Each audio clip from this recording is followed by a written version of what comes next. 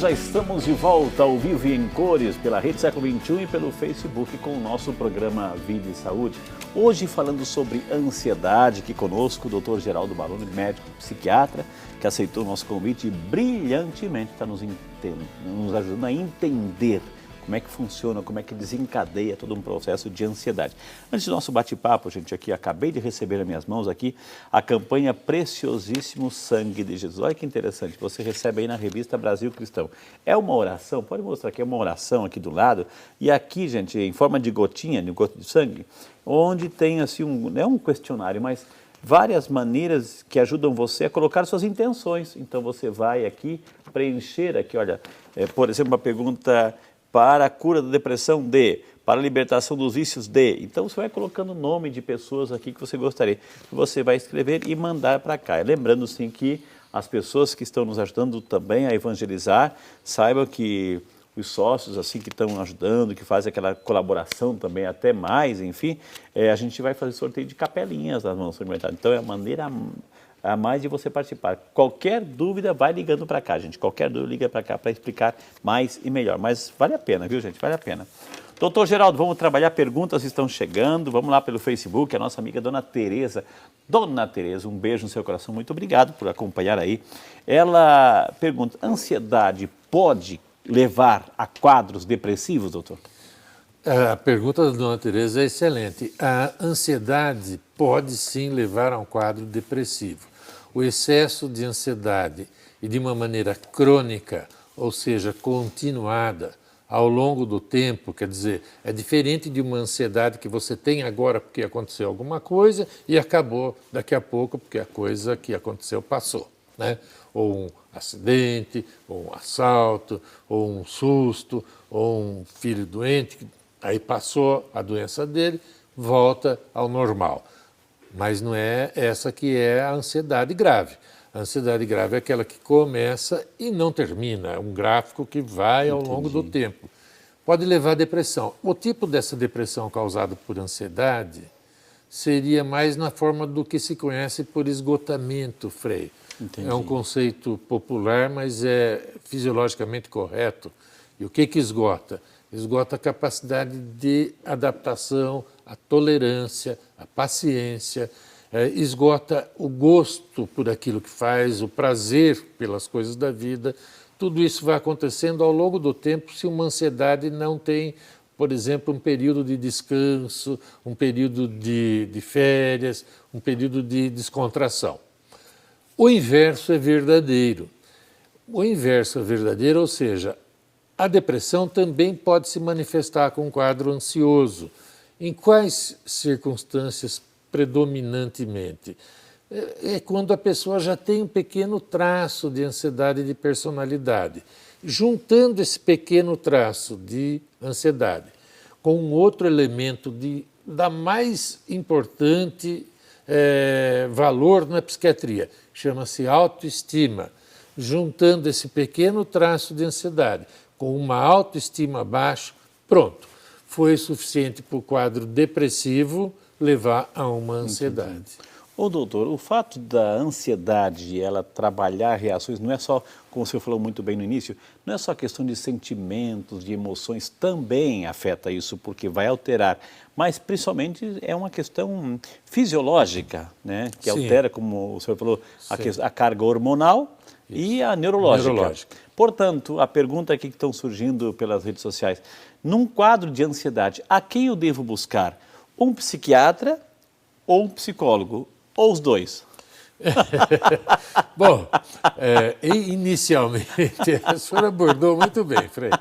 Inicialmente, eu acredito que o psicólogo deve ser avaliado e consultado, ele deve fazer uma avaliação se para apagar a fumaça. Porque muitas vezes, é o grande mistério, aqueles que estão nos vendo vão entender perfeitamente. O grande mistério é que muitas vezes a pessoa tem uma ansiedade como uma reação a alguma coisa que aconteceu. Então eu tive um dissabor essa semana passada eu tive um susto, a outra semana eu fiquei descontente, percebi que está faltando mês no meu salário. Então tudo isso são motivos para a pessoa desenvolver uma reação ansiosa. Aí o psicólogo pode muito bem disciplinar essa questão, treinar Colocar em o paciente, ordem. Colocar em ordem. O quarto. Exatamente. Agora, quando a pessoa chega e fala, não me aconteceu absolutamente nada, e de repente eu tenho uma crise de pânico, ou não me aconteceu absolutamente nada, e eu estou sentindo uma série de doenças que eu acredito que seja grave, eu vou lá, faço exame e não dá nada. Às vezes eu estou achando que eu tenho um câncer, eu vou lá, faço exame e não acontece nada. Então, essa pessoa que já tem um quadro mais grave e não é uma reação, não aconteceu nada para ele ficar desse jeito, aí é mais interessante que ele procure um psiquiatra primeiramente, e o psiquiatra provavelmente vai encaminhá-lo para um psicólogo. Então, na dúvida, procure os dois. Gostei da sua solução, Frei. Doutor, aqui a nossa amiga Marinalva Pereira Silva, aqui de Campinas. Deus te abençoe, Marinalva. Muito obrigado por estar conosco, viu, querida? Ela falou assim, doutor, tenho ansiedade, já fiz tratamento durante 3 anos com vários medicamentos e troquei de médico. Tomei vários medicamentos diferentes, agora tomo, eu vou citar aqui para o doutor, viu? Lexapro e Reconter, ou Reconter. Eles ajudam, mas não muito. O que eu poderia fazer além dos medicamentos para melhorar, doutor? Assim, eu sei que o senhor vai mandar fazer exercício físico, mas assim, a nossa amiga dona Marinalva, doutor. Então, dona Marinalva, eu às vezes falo com meus pacientes de uma maneira de brincadeira, brincando, levando na... É o seguinte, eu falo assim, quando você tem uma ansiedade e procura ajuda, aquele parente seu que marcou a consulta, que levou você ao médico, que pôs você no carro, levou, esse parente muito carinhoso, muito atencioso e acolhedor, ele está fazendo a parte dele.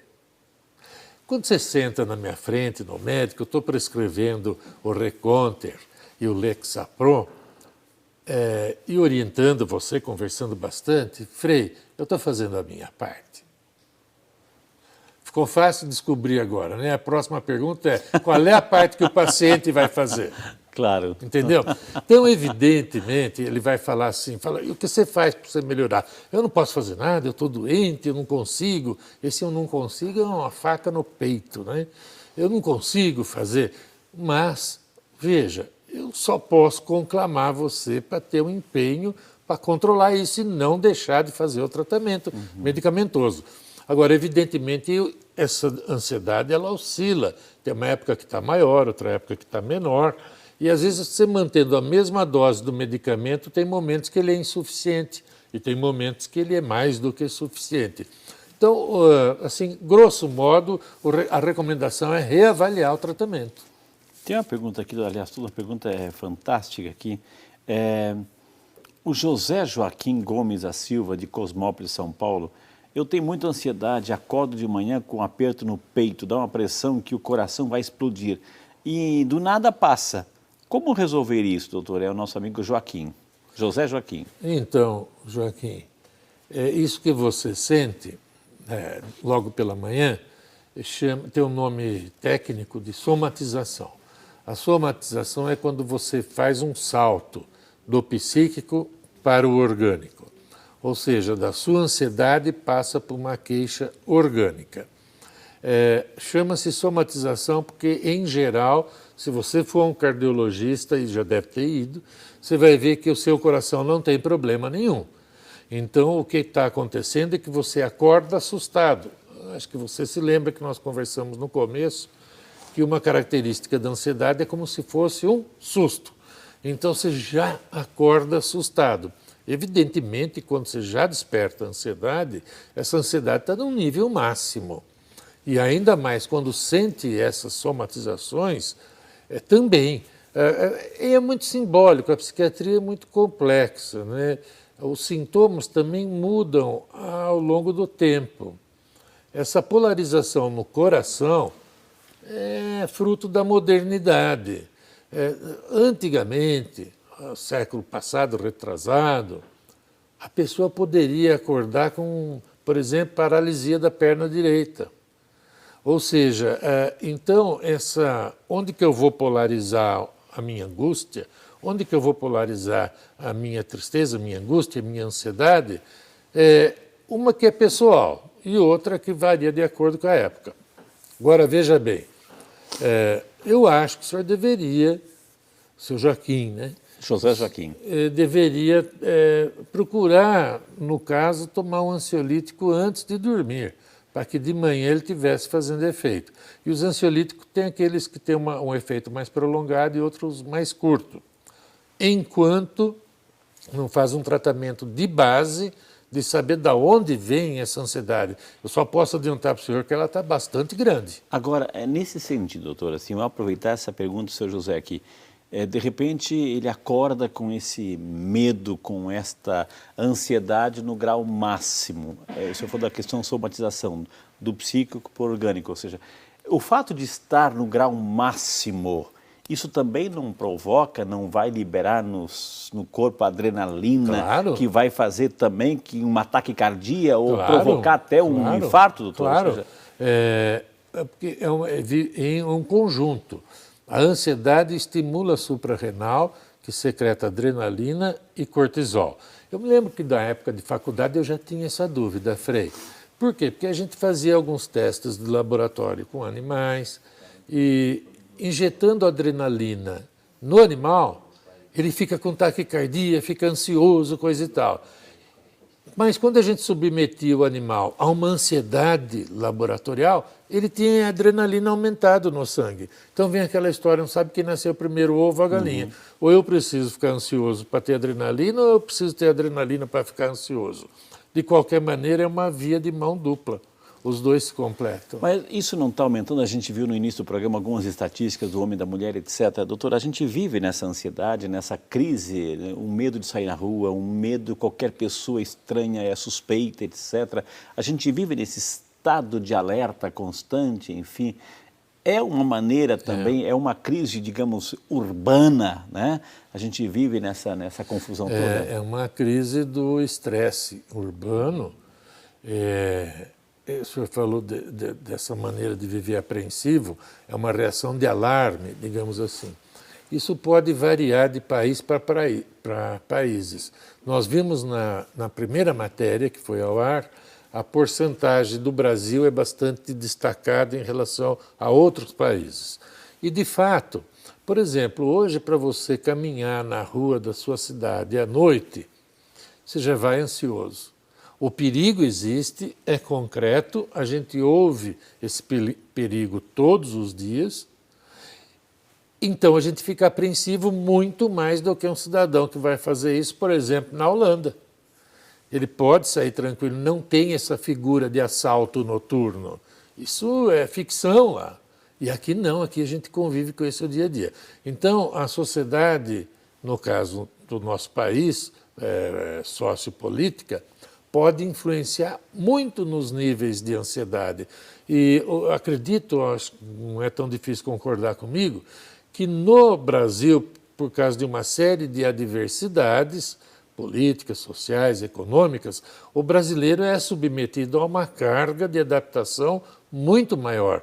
Ele não sabe o que vai acontecer o mês que vem, né? Ele não sabe. Isso não leva, doutor, a quadros assim de dependência de medicamentos para controlar isso? Então, pode levar a um uso constante do medicamento, que a gente tem a dificuldade para ver onde que começa a dependência e aonde termina a necessidade. Então, muitas vezes a pessoa, por exemplo, eu tomo remédio para diabetes. Muito bem. Não quer dizer que eu esteja dependente do remédio, posso parar a hora que eu quiser, só que a diabetes volta. Não para, né? Então, para a ansiedade é a mesma coisa. Quando ele para de tomar aquele remédio que ele vinha tomando, ele vai sentir ansiedade tudo de novo. Então ele fala, estou viciado nesse remédio, que sem ele... Não, sem ele você volta ao estado natural.